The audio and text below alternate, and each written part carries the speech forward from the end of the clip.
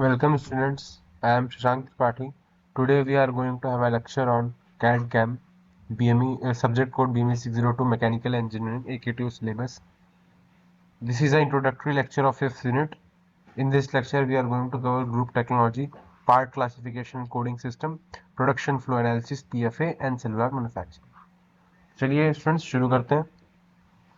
सबसे पहले कॉन्सेप्ट जो यहाँ पे आता है वो ग्रुप टेक्नोलॉजी का आता है। तो ग्रुप टेक्नोलॉजी में क्या होता है, जब हम मैन्युफैक्चरिंग कोई भी करते हैं, सो इन मैन्युफैक्चरिंग हम अलग अलग प्रोडक्ट्स प्रिपेयर करते हैं। ठीक है, हम अलग अलग प्रोडक्ट्स प्रिपेयर करते हैं और प्रोडक्ट प्रिपरेशन के दौरान हमें क्या होता है कि जब हम प्रोडक्ट प्रिपरेशन जब करते हैं तो उसमें क्या होता है, कई बार बहुत सारे प्रोडक्ट्स होते हैं, उनकी मैन्युफैक्चरिंग प्रोसेस सेम होती है। तो मैन्युफैक्चरिंग प्रोसेस में क्या होता है कि अब जैसे एक कोई अगर प्रोडक्ट है तो हम उसके लिए ऐसा नहीं कि पूरा हम जो हमारी प्रोडक्शन इनलाइन है उसको हम स्टार्ट कर देते हैं, ऐसा नहीं होता है। क्योंकि क्या होता है कि प्रोडक्शन काफ़ी कॉस्टली हो जाता है। ठीक है, प्रोडक्शन काफ़ी कॉस्टली आता है और जो मैन्युफैक्चरर्स होते हैं उनका अटेम्प्ट रहता है कि जब भी कुछ प्रोडक्ट प्रोड्यूस हो तो उससे मैक्सिमम प्रॉफिट आए। तो इंडस्ट्री में एक प्रैक्टिस होती है, उसमें क्या करते हैं कि जो भी प्रोडक्ट्स हैं जिनका मैन्युफैक्चरिंग प्रोसेस सेम है उनको सेम ग्रुप में डाला जाता है। ठीक है, तो ये जो ग्रुपिंग का कॉन्सेप्ट है वो ये है कि उसको एक ग्रुप में डाला जाएगा। ठीक है, इससे फायदा क्या होता है कि ऑपरेशन स्ट्रीमलाइन हो जाते हैं, मतलब एक पर्टिकुलर डायरेक्शन होती है कि भाई ये ऑपरेशन करना है। ठीक है, और कॉम्प्लेक्सिटी कम हो जाती है। तो ये यहाँ पे कॉन्सेप्ट आता है ग्रुप टेक्नोलॉजी का। और क्या करते हैं हम लोग, हर एक जो हमारे पार्ट होते हैं, हर जो हमारे पार्ट होते हैं उसको सर्टेन हम कोड देते हैं। ठीक है, एक कोड में डिवाइड करते हैं। सेम काम हम लोग जो हमारी मैन्युफैक्चरिंग के मशीन्स होती हैं, ठीक है, जो हमारी मशीन्स होती हैं जिसमें हम लोग कोई भी ऑपरेशन करते हैं, तो उसको हम लोग क्या करते हैं, उसको भी हम लोग क्या कहते हैं, एक सर्टेन ब्लॉक में बना दिया करते हैं। तो उसको भी एक हम लोग कोड दिया करते हैं कि भाई ये ऐसे ऐसे ब्लॉक अरेंजमेंट होगा। इस वाली जो चीज को, इसको सेलुलर मैन्युफैक्चरिंग बोलते हैं। ठीक है, सेलुलर मैन्युफैक्चरिंग, इस टॉपिक को हम लोग थोड़ा सा इस लेक्चर के एंड तक में और अच्छे से कवर करेंगे। तो कॉन्सेप्ट आता है यहाँ पे पार्ट का कि हम उससे कोड प्रोवाइड करते हैं। उससे होता क्या है कि पार्ट को आइडेंटिफाई करना आसान हो जाता है। आप सिर्फ कोड की हेल्प से पता कर सकते हो कि इसमें जैसे क्या होता है कि हमारे जो नंबर्स होते हैं उसमें एक सर्ट स्पेसिफिक नंबर सीक्वेंस का जो नंबर होता है उससे पता लगता है कि पार्ट रोटेशनल है कि नहीं है। ठीक है, तो ऐसे कुछ कुछ करेक्टरिस्टिक्स होती हैं जो कि डिजाइन एट्रीब्यूट्स की हेल्प से उनको नंबर दिए जाते हैं। उन नंबरिंग से हमें जस्ट सिर्फ नंबर से पता लग जाता है कि हाँ भाई ये पार्ट ऐसे ऐसे है, इसमें ये मैन्युफैक्चरिंग प्रोसेस लगना है, ऐसे ऐसे होना है। तो थोड़ा सा कम्युनिकेट करना आसान हो जाता है इंडस्ट्री में।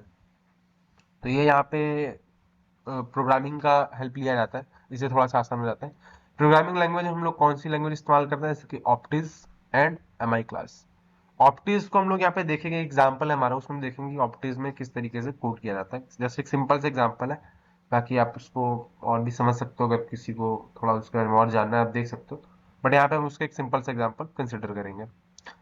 तो क्या होता है कि ऑप्टिज एंड जो एम आई क्लास होता है are use to define product attributes for the classification purpose and use GT effectively. ठीक है, तो क्या करता है, प्रोडक्ट एट्रीब्यूट्स जो भी उसकी प्रॉपर्टी रहते हैं वो डिफाइन करता है और क्लासिफिकेशन के लिए आसानी रहती है कि अगर आपको उसे ट्रेस बैक करना हो तो ये कैसे कैसे आया, कौन सा एडिशन है, क्या है, वो सब आप यहाँ ट्रेस बैक कर सकते हो उसके कोड की हेल्प से। ठीक है, जीटी के हेल्प से क्या होता है, सबसे पहले कि स्टैंडर्डाइजेशन आता है। और हमने देखा, जो थर्ड यूनिट में हमने देखा कि कैड हो गया, कोई भी आप अगर ऑपरेशन परफॉर्म कर रहे हो, कोई भी आपका सिस्टम है, तो वहाँ पे कुछ स्टैंडर्ड्स होते हैं। ठीक है, स्टैंडर्ड्स सेट करना काफ़ी ज़्यादा ज़रूरी होता है कि जब आपके स्टैंडर्ड्स होंगे तो स्टैंडर्डाइजेशन आपका इंश्योर करता है कि यूनिफॉर्मिटी आए। ठीक है, यूनिफॉर्मिटी को इंश्योर करता है। ठीक है, जो कि एरर और रिडंडेंसी को कम करता है। ठीक है, आपका प्रोडक्ट जो यूनिफॉर्म आए। ठीक है, कम्युनिकेशन आसान हो, कम्युनिकेशन। ठीक है, फिर उसके बाद यूनिफॉर्मिटी, कम्युनिकेशन, फिर रिडंडेंसी को अवॉइड करता ही है। ठीक है, फिर स्मूथ अपना स्ट्रीमलाइन फ्लो आ जाता है। ठीक है, तो इसलिए स्टैंडर्डाइजेशन जरूरी है जो कि जीटी की हेल्प से आता है। ठीक है, next is the concept of GT develops the concept of cellular manufacturing. जैसे मैंने बताया कि जीटी ग्रुप जो हमारे पार्ट्स होते हैं उसके लिए डिफाइन करने का काम आता है। और जब मशीन्स पे इस चीज़ को अप्लाई किया जाता है कि हम एक सर्टेन एक सिस्टम बना दिया करते हैं मशीन्स का, तो उसको हम लोग सेलुलर मैन्युफैक्चरिंग बोलते हैं। ठीक है। In this machines are divided on the basis of their operation from station, तो इससे स्टेशन बोलेंगे, ठीक है। जो मशीन बनती है उसको स्टेशन बोलेंगे। These station work semi independently, focus on family of parts. ये क्या करते हैं, जो हमारी जो स्टेशन होते हैं मशीनों के, वो रादर देन सिर्फ पार्ट में फोकस करने पे फैमिली ऑफ पार्ट से फोकस करते हैं, ठीक है। उसका जो हम ग्रुपिंग कर देते हैं उसको फैमिली बोलेंगे। ये जीटी का कॉन्सेप्ट है। अभी जो जीटी है उसका एडवांटेजेस कैड कैम में क्या होता है, सबसे पहले इम्प्रूव डिजाइन रीयूज। आप जो भी अपने डिजाइन के आप उसको रीयूज कर सकते हो वापस की, कोई आपको मॉडिफिकेशन करनी हो तो जरूरी नहीं है कि आप पूरा कैलकुलेशन स्क्रैच से करोगे। डिजाइनिंग में क्या होता है कि ज्यादातर हम लोग रीडिजाइन ही करते हैं, स्क्रैच से डिजाइनिंग बहुत कम किया जाता है, क्योंकि स्क्रैच से डिजाइनिंग में सबसे पहली बात तो बहुत ज्यादा आपका टाइम लगता है, टाइम काफी ज्यादा लगेगा, ठीक है। उसका सक्सेस रेट भी काफी कम रहता है। तो डिजाइन में मोस्टली हम लोग रीडिजाइन ही करते हैं। तो सबसे पहली बात तो जीटी क्या करता है कि आपको एक रेफरेंस देता है, उस रेफरेंस की हेल्प से आप डिजाइन मॉडिफिकेशन कर सकते हो। तो इससे क्या होगा कि डिजाइन प्रोसेस में स्पीडिंग आती है। Next is enhance productivity. अभी स्टैंडर्ड और ग्रुपिंग है तो इसलिए रिडंडेंसी कम हो जाती है और टाइम भी कम लगेगा। इससे क्या होता है, प्रोडक्टिविटी बढ़ जाती है। रिड्यूस्ड इन्वेंट्री, ठीक है। तो क्या होगा कि आपका जो इन्वेंट्री इन्वेंट्री बोलते हैं कि आपका जो भी आपको टूल रिक्वायर्ड है, टूल या रिसोर्सेज जो भी रिक्वायर्ड है, उसको इन्वेंट्री बोला जाता है। तो क्या होता है कि आपके पास कुछ स्टैंडर्ड कंपोनेंट्स हैं, तो जरूरी नहीं है आप बहुत ज्यादा, आपको ऐसा नहीं कि बहुत ज्यादा कंपोनेंट्स है, बहुत ज्यादा रिसोर्सेज की जरूरत पड़ेगी, आपको कुछ स्पेसिफिक चीजों की जरूरत पड़ने वाली है। तो डेफिनेटली आपका जो इन्वेंट्री है उसका साइज कम हो जाता है ना। Next is quality improvement. अब जैसे कि बताया कि स्टैंडर्डाइजेशन हमने बहुत पहले ही डिस्कस किया था, तो उससे क्या होता है कि कंसिस्टेंसी आती है डिजाइन में भी, प्रोडक्शन में भी, ठीक है। काफी कंसिस्टेंसी आ जाती है। Next is cost reduction. saves cost associated with tooling, setup and waste through efficient resource utilization। अभी जितना ज़्यादा आपका रिसोर्स अच्छे से यूटिलाइज होगा उतना ज़्यादा वहाँ पे कॉस्ट बचता है, ठीक है, और वेस्ट भी कम होता है। Now let's move to the next slide. अभी जैसे उसके कुछ एडवांटेजेस हैं उसी प्रकार से कुछ लिमिटेशंस भी होते हैं। सबसे पहले कॉम्प्लेक्सिटी इन क्लासिफिकेशन। पहला लिमिटेशन यही आता है कि आपने स्टैंडर्डाइजेशन तो कर दिया और क्लासिफिकेशन नहीं कर दी। अब ऐसा नहीं कि आपका एक ही टाइप का टूल, आपके बहुत ज़्यादा उसमें टूल रहते हैं, तो क्लासिफिकेशन कहीं ना कहीं बहुत डाइवर्स हो जाती है। आपकी जो क्लासिफिकेशन होती है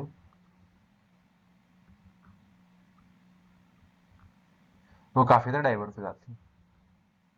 तो इससे क्या होता है, creating a robust detail classification and coding system require a significant effort and expertise.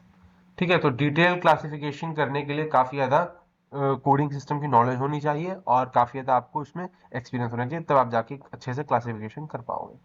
Next is initial investment. काफ़ी ज़्यादा इन्वेस्टमेंट हाई होती है, ठीक है, जीटी अप्लाई करने के लिए, क्योंकि काफ़ी ज़्यादा इसमें आपको सॉफ्टवेयर ट्रेनिंग और इंफ्रास्ट्रक्चर की जरूरत पड़ेगी। तो डेफिनेटली जीटी अगर आप अपने जो मैन्युफैक्चरिंग सिस्टम है उसमें, जो आपका प्रोडक्शन लाइन है उसमें अगर आप उसको लाते हो तो काफ़ी ज़्यादा कॉस्टली हो जाएगा, ठीक है, क्योंकि आपको हर एक कंपोनेंट्स का प्रॉपर कोडिंग करना है, ठीक है। उसके बाद आपको इन्वेंट्री मैनेज करने के लिए सॉफ्टवेयर लगेंगे, स्किल्ड लोग लगेंगे, तो काफ़ी ज़्यादा मुश्किल हो जाता है। बट एक बार जैसे कि सीएनसी हो गया और भी हमारे जो मॉडर्न टेक्नोलॉजीज हो गए जो कि हम यूज़ करते हैं, चाहे वो कैड में हो चाहे वो कैम में हो, आपको लॉन्ग रन में वो कहीं ना कहीं बेनिफिशियल ही है, ठीक है।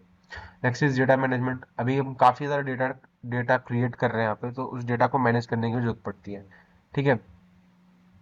तो कहीं ना कहीं डेटा मेंटेन करना और अपडेट करना काफ़ी ज़्यादा मुश्किल हो जाता है यहाँ पे जीटी में। Next is customization need.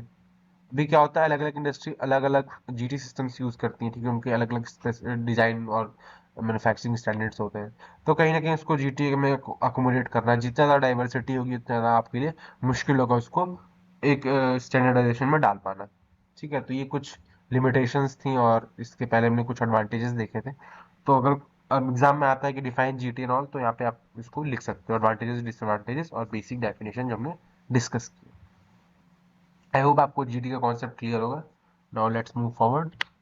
Next is part family and classification. अभी हमने देखा कि जीटी जो बेसिक कॉन्सेप्ट है जीटी का, वो यही है कि इसमें जो है पार्ट्स के हम लोग फैमिली करते हैं, फैमिली बनाते हैं और उन फैमिली की क्लासिफिकेशन होती है। ये इसका बेसिक कॉन्सेप्ट था, ठीक है।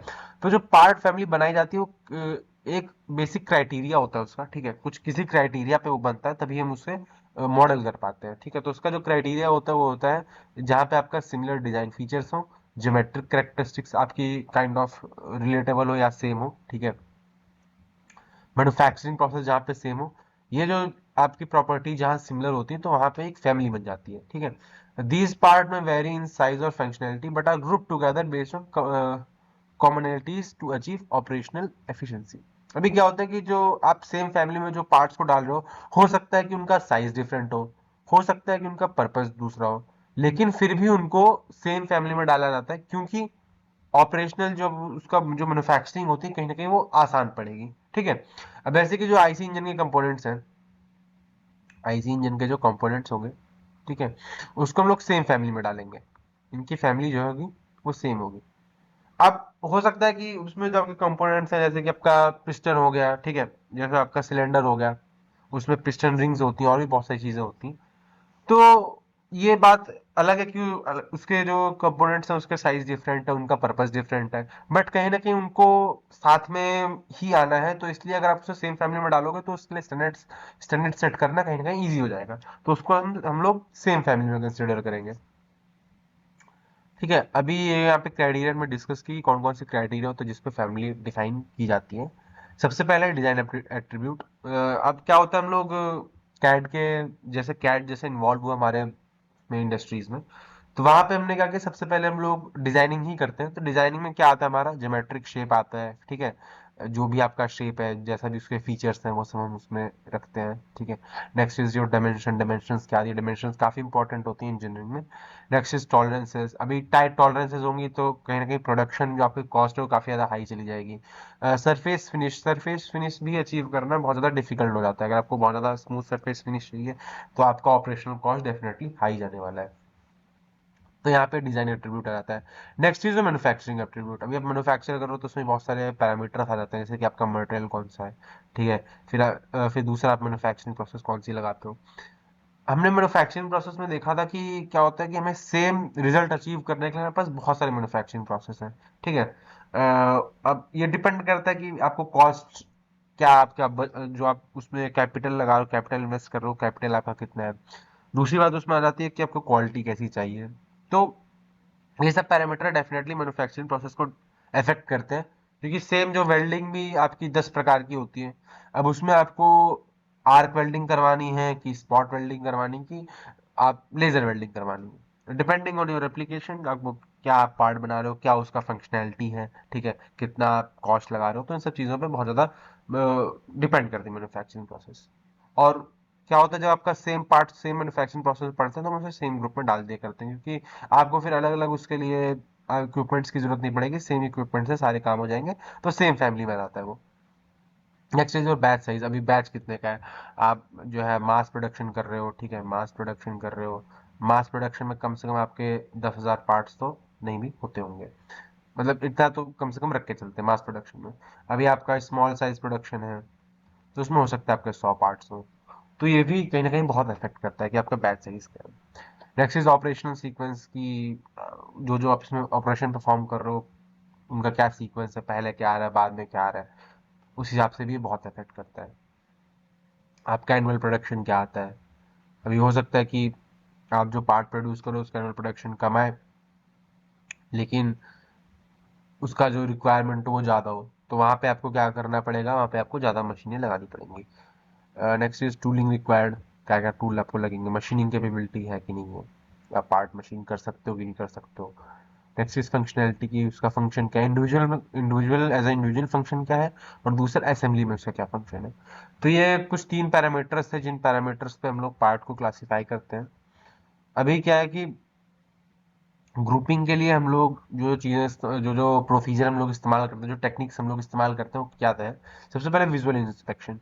अभी ये जो पैरामीटर्स थे इसमें जो इजिली विजिबल हो जाता है, ठीक है, जैसे कि ज्योमेट्रिक शेप, डायमेंशंस, ये सब तो विजिबली होता है। सरफेस फिनिश भी बहुत हद तक आप हाथ से कर सकते हो, डिफेक्ट आप नहीं पता लगा सकते हो, बट सरफेस फिनिश तो विजुअल इंस्पेक्शन से ही कहीं ना कहीं पता लग जाती है, ठीक है। मटेरियल आप पता कर सकते हो, तो ज़्यादातर काम विजुअल इंस्पेक्शन से हो जाता है। जो आपको कुछ और कॉम्प्लिकेटेड पार्ट्स है तो वहाँ पे हम लोग और डिटेल में जाते हैं।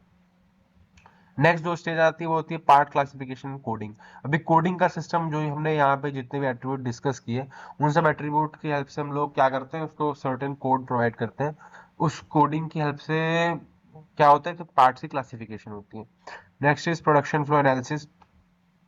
प्रोडक्शन फ्लो एनालिसिस में आप पूरा आपका फ्लो डिस्कस किया जाता है कि क्या है कैसे है, वो हम इसको लास्ट में डिस्कस करेंगे। इस पे हमें प्रॉपर स्लाइड्स हैं, उसमें हम लोग इसको और डिटेल में देखेंगे कि प्रोडक्शन फ्लो एनालिसिस में क्या होता है। तो ये कुछ प्रोसीजर थे यहाँ पे कि जिससे हम लोग पार्ट क्लासिफिकेशन कर सकते हैं। अभी ग्रुप टेक्नोलॉजी का लेआउट कैसा होता है यहाँ पे हम देख सकते हो। अभी यहाँ पे शिपिंग हो रही है, यहाँ पे आपका जो मटेरियल है वो आ रहा है, ठीक है। शिपिंग में यहाँ से आपका मटेरियल ये आया, ए ब्लॉक बना, ठीक है, फिर ये हुआ, फिर रिसीविंग एंड पे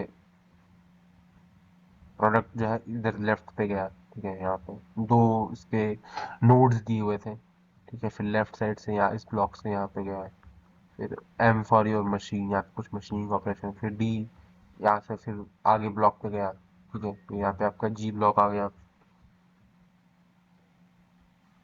देन फिर यहाँ पे मर्ज होके ए में असेंबल हुआ।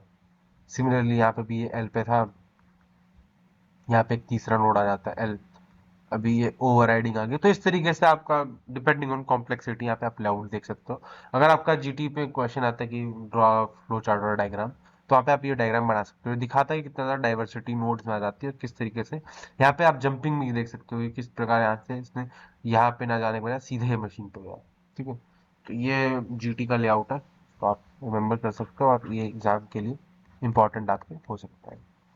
नेक्स्ट, यहाँ पे हम लोग पार्ट क्लासिफिकेशन और कोडिंग सिस्टम को डिस्कस करेंगे कि क्या क्या कोडिंग सिस्टम हम लोग यूज करते हैं। तो तीन प्रकार की कोडिंग सिस्टम्स होती हैं जो हम यूज करते हैं पार्ट क्लासिफिकेशन के लिए। पहला होता है ऑप्टिस सिस्टम, दूसरा एमआई क्लास सिस्टम, तीसरा इज कोड सिस्टम। तो ऑप्टिस सिस्टम में क्या होता है, it consist of following digit digit sequence, यहाँ पे 1 से लेके 9 तक, और फिर ए बी सी डी, ये चार न्यूमरल्स होते हैं, अल्फा, चार अल्फाबेट्स होते हैं, ठीक है, और नॉन न्यूमरल्स होते हैं जिनकी हेल्प से हम लोग कोई भी पार्ट को कोड करते हैं, ठीक है। स्टार्टिंग में जो 5 न्यूमरल्स होते हैं ये डिजाइन एट्रीब्यूट को कन्वे करते हैं, इनको फॉर्म कोड बोला जाता है। और जो अंत के जो 4 डिजिट्स हैं 6 7 8 9, ये सप्लीमेंट्री कोड होते हैं और ये मैन्युफैक्चरिंग एट्रीब्यूट को कन्वे करते हैं।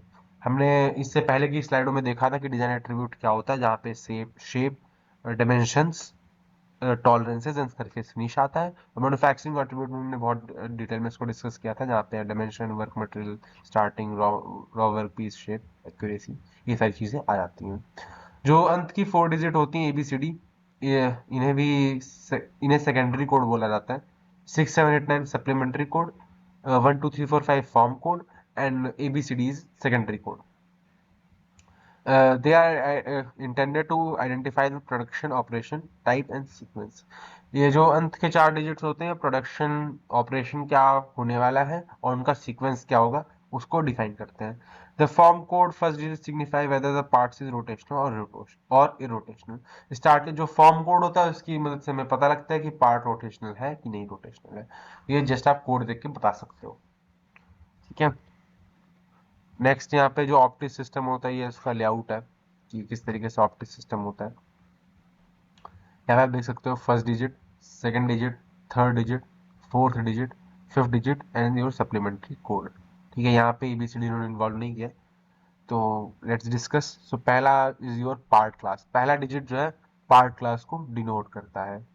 अब ये L/D है, ठीक है। L/D is your length by, okay, length by dia ratio. So 0 is when your L by D ratio is smaller than 0.5 inches. 1 is given when it is 0.5 से जब बड़ा हो L by D और 3 से छोटा हो. Next is your 2 when L by D is greater than 3. The 3 number is given with deviation L by D is smaller than 2. तो ऐसे करके इसकी क्लासिफिकेशन होती है विद डेविएशन, फिर स्पेशल, फिर 1 से लेके 5 तक ये रोटेशनल हो जाता है, फिर अंत के जो डिजिट्स हैं वो नॉन रोटेशनल को डिनोट करती है, ठीक है। Next digit is your main shape. Main shape में आता है एक्सटर्नल शेप एलिमेंट, फिर मेन शेप, ठीक है। देन यहाँ पे भी और भी इसके जैसे यहाँ पे आपके 3 आ जाते हैं, 3 नंबर, तो एक्सटर्नल शेप आ गया, फिर आगे ये और भी शेप को डिफाइन करते हैं। नेक्स्ट जो थर्ड इज रोटेशनल मशीन। तो इसमें आता है internal shape element, rotational machining, main bore and rotational machining. तो यहाँ पे चार्ट और आगे जाता है, तो यहाँ पे हम लोग 3 rotational machining third digit define करता है। Next is your plane surface machining. Plane surface machining में आपका था मशीनिंग ऑफ प्लेन सरफेसेस। ये तीनों के लिए अब यहाँ पे कोड अलग थे, तो तीनों के लिए सेम ऑपरेशन है, बट वो अलग अलग सीक्वेंस को फॉलो करेगा। Next is additional holes and teeth forming. तो यहाँ पे आता है, यहाँ पे भी सेम ऑपरेशन है, तो इसको हम लोग आगे कंटिन्यू करेंगे। और ये सारा का सारा यहाँ पे आगे कन्वर्ज होता है। ठीक है, all your flow chart converges here. तो यहाँ पे फिर आगे जो अंत के डिजिट्स होते हैं 6 7 8 9, six digit convey your dimension, seventh one convey material, eighth one convey original shape of raw material, and ninth one convey your accuracy. So this is the basic structure of optics system. अगर आपके exam में आता है तो आप इसको draw कर सकते हो। This is again your very important flow chart in optics system. और लेट्स मूव फॉरवर्ड। अब यहाँ पे फॉर्म कोड का और इसको डिटेल में बताया गया है। This is not very much important, अगर इसको समझने के लिए देख सकते हो कि यहाँ पे किस तरीके से फॉर्म कोड डिफाइन किया जाता है। ठीक है, नाउ लेट्स मूव फॉरवर्ड। यहाँ पे अभी एग्जांपल है, यहाँ पे हमारे पास बेसिक एक हमें वॉशर दिया हुआ है। ठीक है, ये हमें एक बेसिक वॉशर है, तो इसका किस तरीके से फॉर्म कोड होगा ये हम देखेंगे, और मतलब ऑप्टिक्स कोड किस तरीके से इसका होगा वो हम यहाँ पे एक एग्जाम्पल के थ्रू देखेंगे। जो इसका एक्सटर्नल डाया है वो है 0.8 एंड इंटरनल डाया है 0.5। तो इसका जो कोड होता है वो होता है 00110। जो पहला कोड है वो बताता है length to dia less than और इक्वल टू 0.5। ये हमने देखा था कि यहाँ पे जो एल बाई डी का जो रेशियो 0.5 से कम हो तो जीरो आता है। Next is second number, external shape smooth with no shape elements. अभी क्या है कि जो इसका एक्सटर्नल शेप है यहाँ पे काफी स्मूथ रहता है। ठीक है, ये जो वॉशर का जो बाहर का सरफेस है वो काफी स्मूथ रहता है। तो second digit is your zero. ये देखिए यहाँ पे भी एक्सटर्नल शेप एलिमेंट कुछ था नहीं तो zero. Third one is your internal shape smooth with no shape element. जो इंटरनल भी शेप जिसका रहता है ये भी काफी स्मूथ रहता है, तो यहाँ पे कुछ है नहीं, तो ये वन आ गया। Next is your fourth, plane external surface machining. तो यहाँ पे जो डिजिट आ जाती है वो आ जाता है कि यहाँ पे ठीक है कुछ मशीनिंग वगैरह करनी है क्या, तो यहाँ पे भी प्लेन मशीनिंग है तो वन आ जाएगा। Next is your fifth, contain no auxiliary hole. अभी यहाँ पे कोई होल है नहीं तो इसलिए जीरो आ जाएगा। यहाँ पे जो वॉशर होता है काफी स्मूथ होता है, तो यहाँ पे कुछ एक्स्ट्रा होल नहीं है। तो इस कोडिंग सिस्टम के अनुसार जो हमारा वॉशर है उसका जो कोड बन जाएगा ऑप्टिक्स कोड के अनुसार वो बन जाएगा 00110। ठीक है, तो इस तरीके से आप पार्ट कोड कर सकते हो ऑप्टिक्स की हेल्प से। आई होप ये आपको क्लियर होगा। Now let's move forward. अभी हम यहाँ पे एम आई क्लास सिस्टम को डिस्कस करेंगे। The MI class system was developed and helped to automate and standardize a number of design, production and management functions. तो MI क्लास का जो purpose रहता है वो होता है ऑटोमेट एंड स्टैंडर्डाइज। ठीक है, automate and standardize. The primary function of MI class standards are as follows.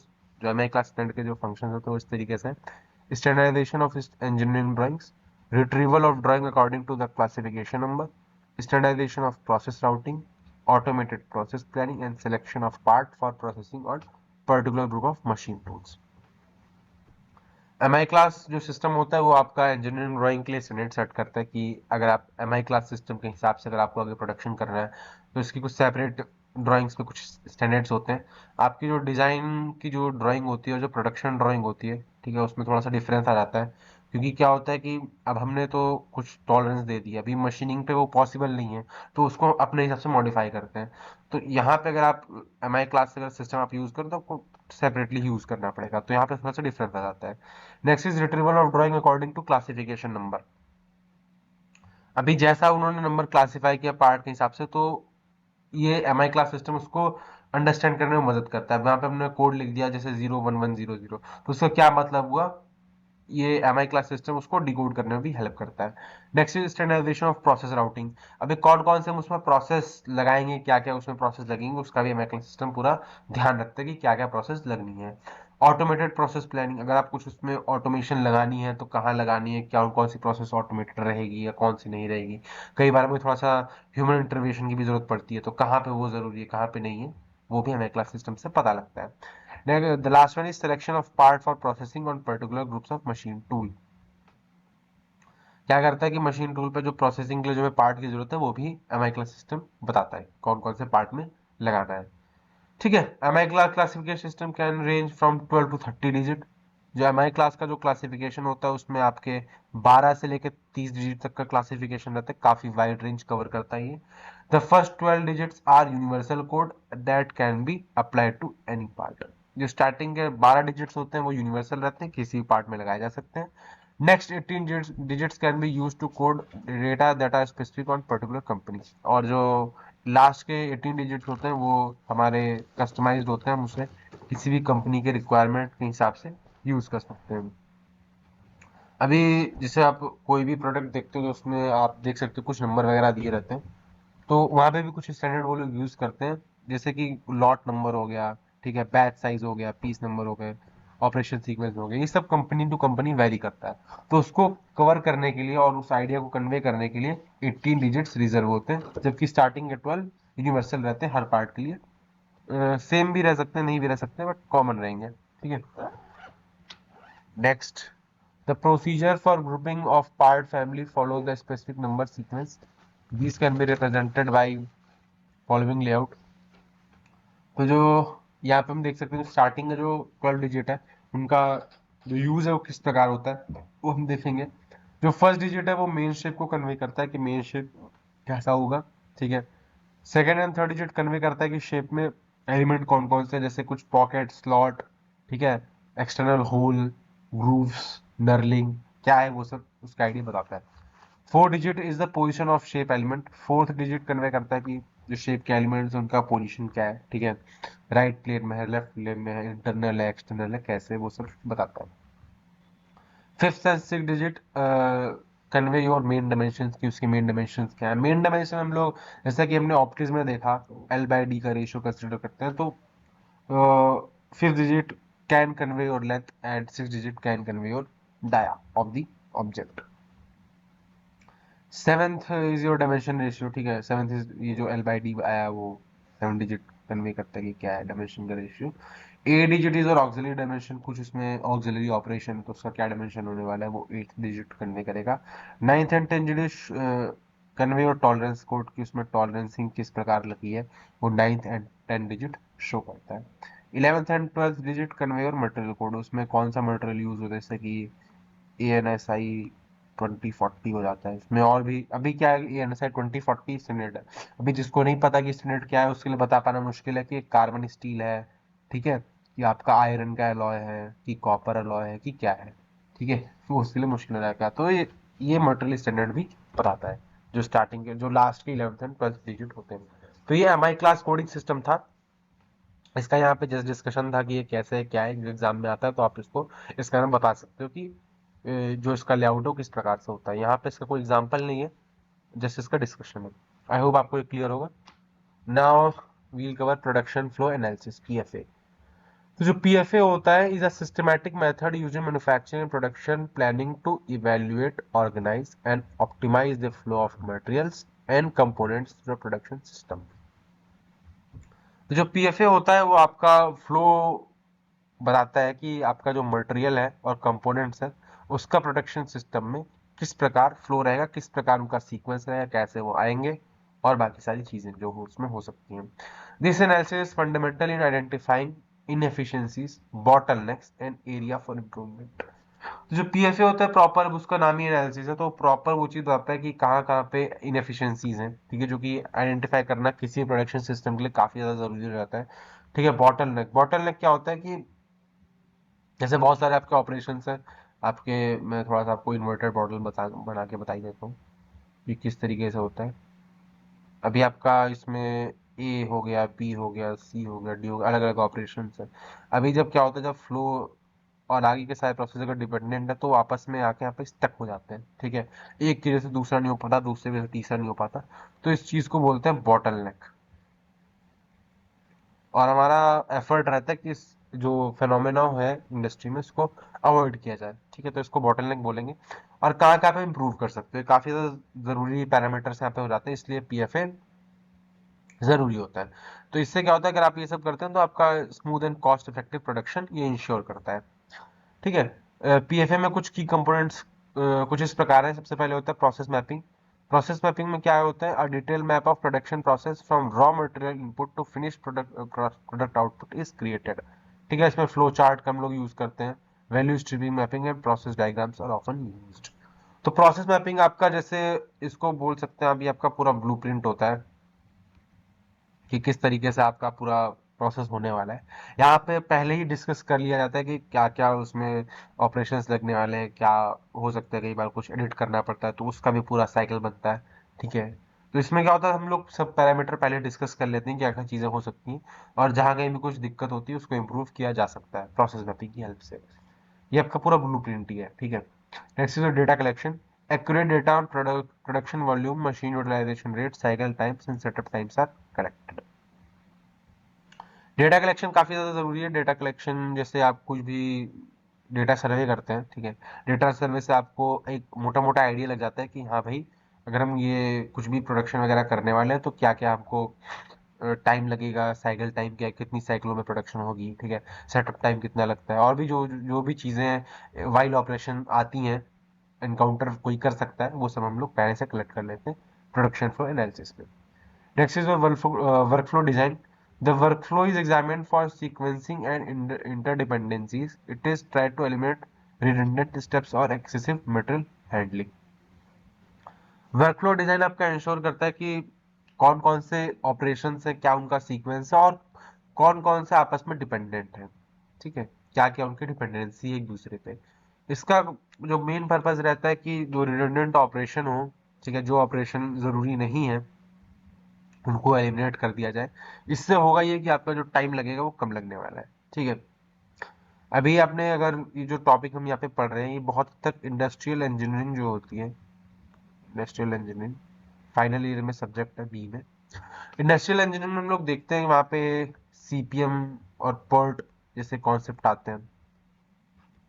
वहाँ पे हम पूरा देखते हैं कि किस तरीके से, कैसे, अगर आप ऑपरेशन कर रहे हो, प्रोडक्शन कर रहे हो, ठीक है, उसमें जो जो भी ऑपरेशंस हैं, तो वहाँ पे उसका काम ही रहता है कि जो डिपेंडेंट चीज़ें हों उनका डिपेंडेंसी क्या है। फिर वहाँ पे कॉन्सेप्ट आ जाता है आपका कि जो लीस्ट टाइम लगने वाला है वो क्या लगेगा, लीस्ट टाइम। तो लीस्ट टाइम क्या होता है, आपका जो मोस्ट टाइम टेकिंग प्रोसेस होता है उसमें जितना टाइम लगेगा वो आपका लीस्ट टाइम है, उससे जल्दी काम नहीं हो सकता। ठीक है। तो वहाँ पे हम ये सारे टॉपिक और अच्छे से डिस्कस करते हैं। तो जब आप वो सब्जेक्ट पढ़ोगे तो आपको थोड़ा सा डिटेल में चीज़ समझ में आएंगी कि किस तरीके से ये वर्क फ्लो डिज़ाइन काम करता है। अभी क्या है कि नेक्स्ट इज परफॉर्मेंस मैट्रिक्स।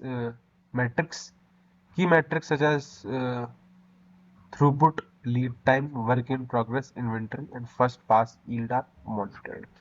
जो भी परफॉर्मेंस पैरामीटर होता है उसको केयरफुली मॉनिटर किया जाता है। तो ये क्या करता है, आपको प्रोडक्शन एफिशिएंसी को प्रिडिक्ट करने में काम देता है कि हाँ भाई, अगर ये हमारा पैरामीटर्स है तो हमको इतना टाइम लगेगा। अब वहाँ पे आप कुछ इंप्रूवमेंट के चांसेस होते हैं तो उसको भी आप देख सकते हो कि हाँ भाई, ये अगर प्रोसेस अगर एक्स्ट्रा ऐड कर दी जाए या प्रोसेस हटा दी जाए, ठीक है, या उसको थोड़ा सा और लीन कर दिया जाए तो क्या क्या हमें चेंजेस देखने को मिलेंगे, वो आप डेफिनेटली यहाँ से पता कर सकते हो। ठीक है। सो ये पीएफए के कुछ पैरामीटर्स थे। नेक्स्ट इज कौन कौन से मेथड हम लोग प्रोडक्शन फ्लो एनालिसिस में यूज करते हैं। सबसे पहले होता है मैनुअल इंस्पेक्शन एंड ऑब्जर्वेशन। तो ये सबसे ज़्यादा simple and cost effective technique होती है।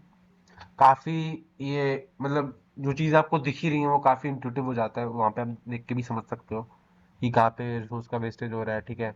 कहाँ पे चीज़ों को, मतलब आप इम्प्रूवमेंट के कहाँ कहाँ चांसेस है वो आप मैनुअल इंस्पेक्शन से भी पता लगा सकते हो। अभी एनालिटिकल थिंकिंग, कई बार क्या होता है कि हमारे जो सिस्टम बहुत ज़्यादा कॉम्प्लिकेटेड हो जाते हैं, तो वहाँ पे हम लोग मैथमेटिकल मॉडलिंग एंड सिमुलेशन की हेल्प लेते हैं। बहुत सारे ऐसे इंडस्ट्री में सॉफ्टवेयर भी आते हैं जहाँ पे हम लोग ये जो पूरा जो हमने डिस्कस किया प्रोडक्शन फ्लो एनालिसिस, इसको एक्चुअली हम लोग कैलकुलेट वगैरह कर सकते हैं, और मैथमेटिकल सिस्टम्स की मदद से बहुत ज़्यादा आसान हो जाता है इनको प्रेडिक्ट कर पाना। क्योंकि जब आपके सिस्टम कॉम्प्लिकेटेड हो जाते हैं तो कहीं ना कहीं उसको मैनुअल इंस्पेक्शन से बता पाना मुश्किल हो जाता है। तो यहाँ पे हम लोग मैथमेटिक्स एंड सिमुलेशन की हेल्प लेते हैं। The next one is group technology. Group technology हमने बहुत ज़्यादा डिस्कस ही किया था प्रीवियस स्लाइड्स में कि किस तरीके से पार्ट क्लासिफिकेशन होता है, कोडिंग होती है, ठीक है, किस तरीके से मशीन लेआउट वगैरह देखे जाते हैं। तो वहाँ पे ग्रुप टेक्नोलॉजी भी काफ़ी ज़्यादा इसमें इफेक्टिव हो जाती है कि स्टैंडर्डाइजेशन आता है और चीज़ें आसान हो जाती हैं। Next is application of production flow analysis. भी जहाँ कहीं भी प्रोडक्शन है वहाँ पे हम लोग प्रोडक्शन फ्लो एनालिसिस यूज कर सकते हैं। अभी इसकी कुछ एप्लीकेशन कुछ इस प्रकार है, जैसे कि प्रोडक्शन लाइन डिजाइन में, ठीक है, प्रोसेस ऑप्टिमाइजेशन में, न्यू प्रोडक्ट इंट्रोडक्शन। अब कोई भी प्रोडक्ट नया लॉन्च कर रहे हैं, ला रहे हैं, तो वहाँ पे बहुत ज़्यादा ज़रूरी हो जाता है कि ये सब जो पैरामीटर्स हमने डिस्कस किए उस पर बहुत ध्यान से काम किया जाए, क्योंकि आपको नहीं पता कि कितना ज़्यादा टाइम जाने वाला है या वो मार्केट में चलेगा कि नहीं चलेगा, तो उसके लिए स्टडी करना बहुत ज़्यादा ज़रूरी हो जाता है। और न्यू प्रोडक्ट काफ़ी ज़्यादा इनिशियल इन्वेस्टमेंट उनमें बहुत ज़्यादा हो जाती है और रिस्क फैक्टर बहुत ज़्यादा होता है। तो वहाँ पे बहुत ज़्यादा ज़रूरी रहता है कि हर एक आप जो स्टेप लें वो काफ़ी ज़्यादा कैलकुलेटेड हो और प्रिडिक्टेबल हो, ठीक है, वहाँ पे अनसर्टेनिटी नहीं चलने वाली। Next is your quality improvement, की भाई क्वालिटी जब आपको इंप्रूव करनी हो तो वहाँ पे भी प्रोडक्शन फ्लो एनालिसिस बहुत काम आ जाता है, जहाँ पे आप बहुत डिटेल में देखते हो कि कौन कौन सी प्रोसेस उसमें लग रही है, कहाँ पे क्या टाइम लग रहा है, कहाँ पे क्या दिक्कतें आ रही हैं। तो क्वालिटी इंप्रूवमेंट में बहुत ज़्यादा ही काम आ जाता है। Next is strategic planning. Strategic planning अगर आप करते हैं, स्ट्रेटेजीज अगर आप लगाएंगे, तो वहाँ पे भी प्रोडक्शन फ्लो एनालिसिस का आपको सहारा लेना पड़ेगा, ठीक है। तो ये कुछ एप्लीकेशन थे पीएफए के। और यहाँ पे आप देख सकते हो, ये एक डायग्राम है रेफरेंस के लिए। ये 7 स्टेप्स में होता है, इसको डिस्कस करते हैं। पहला स्टेप होता है define the start and and point. कोई भी प्रोसेस डिफाइन करने से पहले आपको पता होना चाहिए कि भाई स्टार्ट कहाँ से हो रहा है और एंड कहाँ पे हो रहा है, बहुत ज़्यादा ज़रूरी है, ठीक है। नेक्स्ट स्टेप आ जाता है define each process and step from start to end point. बहुत ज़्यादा ज़रूरी है कि हर एक आप प्रोसेस को डिफाइन करो, ठीक है। अब ज़रूरी नहीं है कि आप कोई भी प्रॉब्लम बताओगे तो उसका एक लीनियर वे हमें मिलेगा, ठीक है। ऐसा लीनियर मिलेगा ऐसा ज़रूरी नहीं है। हो सकता है यहाँ पे आपका एक ए ब्लॉक आता है, यहाँ पे फिर आपका एक बी ब्लॉक आएगा, फिर यहाँ पे आपको एक कंडीशनल स्टेटमेंट आ जाएगी, ठीक है, अगर ऐसे हुआ तो क्या होगा। फिर यहाँ से आपके दो ऑप्शंस आ जाएंगे, ठीक है, सी एंड डी। मान लीजिए कि डी एन एफ आ जाएगा, ठीक है। फिर आपसे पता लगा कि यहाँ पे आपको वापिस से जाना पड़ेगा, तो ये लूप बैक हो जाएगा, ठीक है। और डी के केस में चलिए मान लीजिए डी आगे फॉरवर्ड बढ़ा, ठीक है, तो यहाँ पे एक आ जाएगा ई एफ जी, और यहाँ पे एच आ जाएगा और एच वापस से बी पे ट्रेस बैक होगा। हो सकता है कि इतना कॉम्प्लिकेटेड सा बन जाए। तो इसके लिए बहुत ज़रूरी है, जब प्रोसेस आपको जब पता होगी तो आप ये चार्ट वगैरह बन जाएगा, तो आपको थोड़ा सा आइडिया लग जाएगा कि किस तरीके से काम होने वाला है। थर्ड स्टेप होता है इंडिकेट द इंफॉर्मेशन फ्लो। अभी ये जो एरो यहाँ पे डिनोट किए हैं, इंफॉर्मेशन फ्लो को डिनोट करते हैं। This denote your information flow, okay. Fourth one is gather the critical data. Fifth one is add time and timelines to the map. Sixth step is identify the 8 waste of लीन, ठीक है। जो लीन manufacturing होती है उसमें किस प्रकार के vestiges होते हैं, 8 प्रकार के वेस्ट होते हैं, तो उसको आइडेंटिफाई करना ज़रूरी है, क्योंकि आप भाई कोई भी मैन्युफैक्चरिंग करो, हमें बहुत ज़्यादा ज़रूरी है कि हम ध्यान रखें कि उसके इन्वायरमेंटल इम्पैक्ट्स क्या है। और ये सब green manufacturing and lean manufacturing में आ जाता है, ठीक है। The last one is create the ideal value stream map, ठीक है। जो भी आपकी मैपिंग है उसको प्रॉपरली बनाए, तो उससे मतलब चीज़ों को एनालाइज करना आसान होता है। तो ये हुए प्रोडक्शन फ्लो एनालिसिस के 7 स्टेप्स, जिनको आप फॉलो कर सकते हैं, तो आपको प्रॉपरली एनालिसिस आप कर सकेंगे कि क्या क्या उसमें स्टेप्स लगेंगे, क्या क्या ज़रूरी है, और किस तरीके से हम लोग एफिशिएंट प्रोडक्ट क्रिएट कर सकते हैं मैन्युफैक्चरिंग में, ठीक है।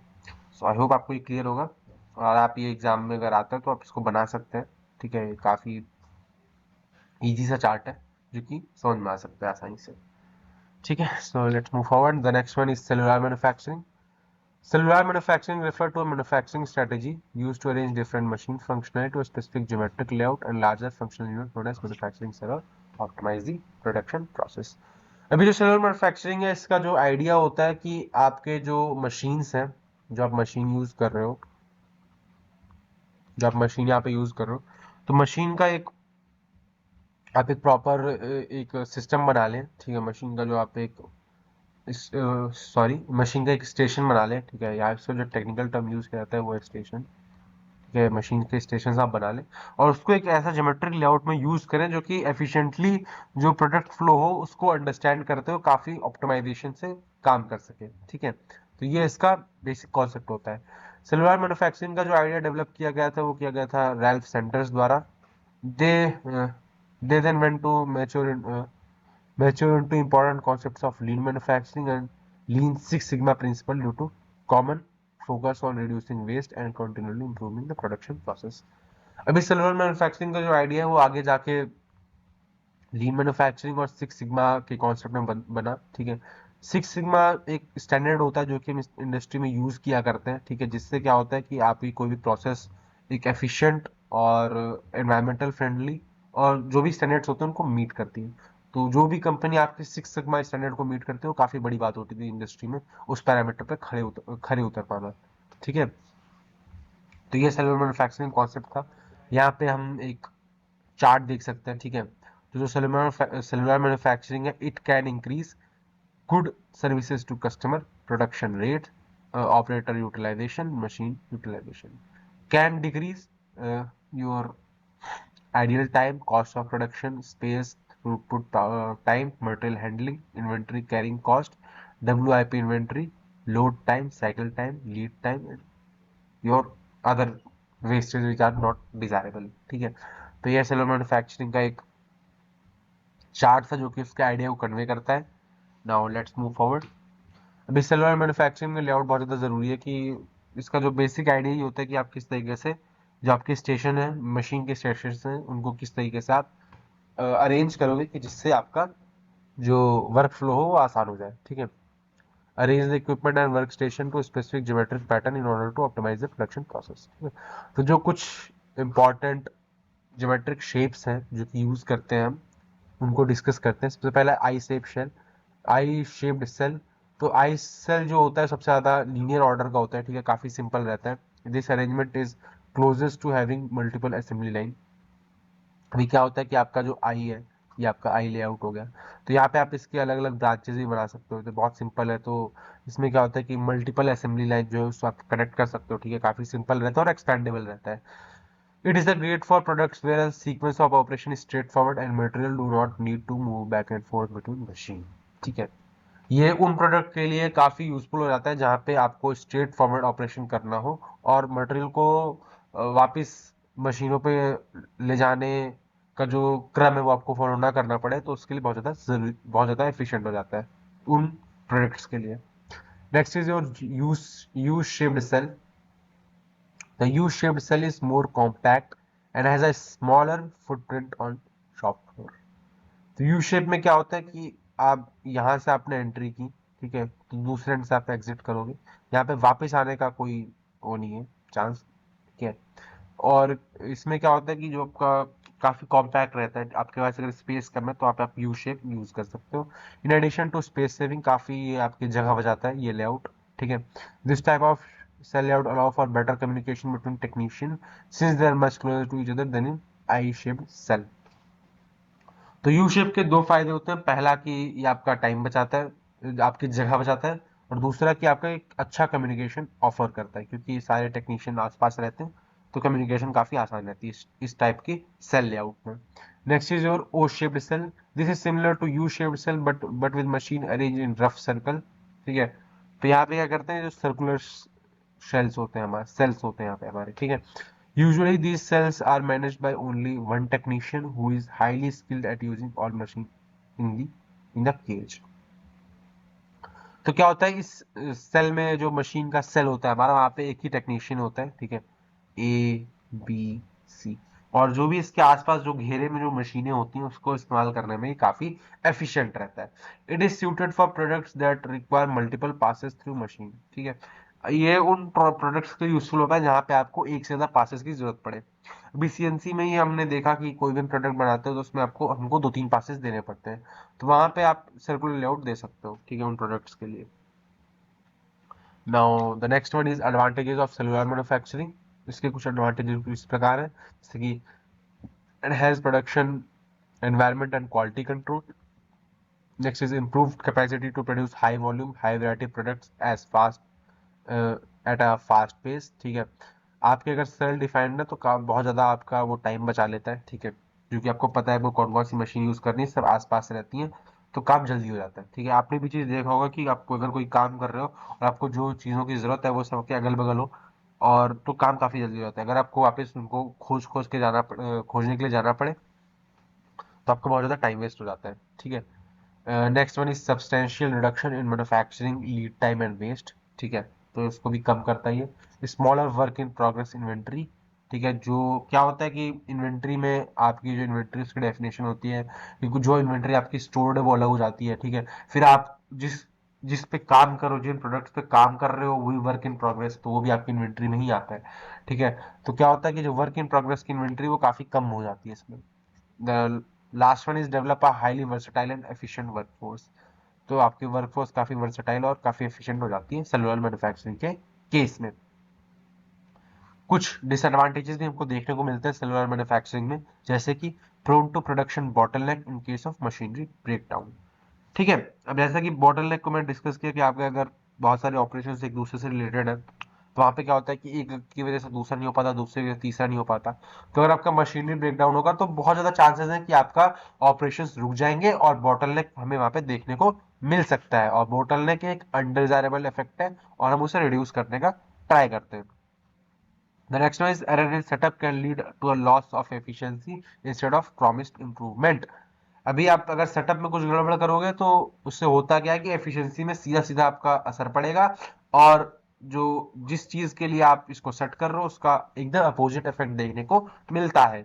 Next one, the last one is the setup time can be long since moving machinery and training takes time. अभी सेटअप टाइम ज़्यादा लग सकता है क्योंकि आपको हैवी मशीनरी होती है, उनको उस प्रकार से अरेंज करने में टाइम जा सकता है, और जो भी उसकी वर्क फोर्स है उनको ट्रेन भी उस हिसाब से करना पड़ेगा, तो वहाँ पे भी ये टाइम कंज्यूमिंग प्रोसेस होती है, ठीक है।